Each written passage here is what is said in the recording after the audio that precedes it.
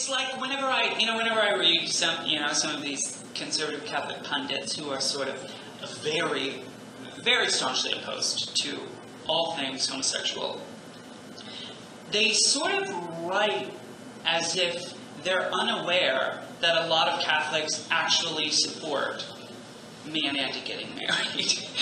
And it's really interesting because, and this is something that, people like Catholic ethicists point out a lot in their books, like at some point, theological teaching does have to come into contact with the shape of things on the ground.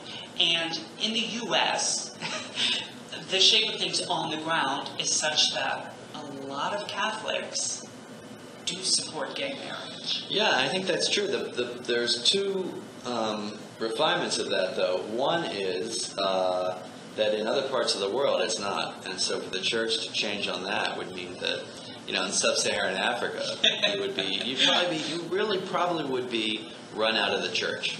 I mean, run out of the physical church. You'd probably be, I lived in Kenya for 2 years. You'd probably be ejected, or certainly made to feel like you weren't welcome. People would be somewhat vocal. And the second thing is that for some people, what the theologians say is different than what the church leaders would say, as we know.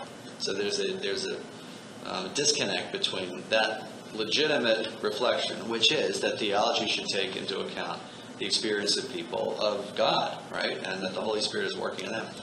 But on some of these questions, I think that church leaders resist that. They resist that very notion, which is in fact sort of the reception of teaching, right? And there's resistance to that because a lot of it's from the top down. I mean, you take something without getting into a big discussion. I mean, look at Humanae Vitae. Humanae Vitae is still in effect, and as far as I can tell, the large majority of Western Catholics have made their peace with that, and yet that church teaching has not changed. And that's a much older church teaching. I mean, in a sense, that's Humanae Vitae is 1968, and a lot of stuff we're talking about is very new. I mean, people to reflect on LGBT stuff. So the question is, again, there's a disconnect between the theological world, and as there sadly is, and church leadership, the episcopacy.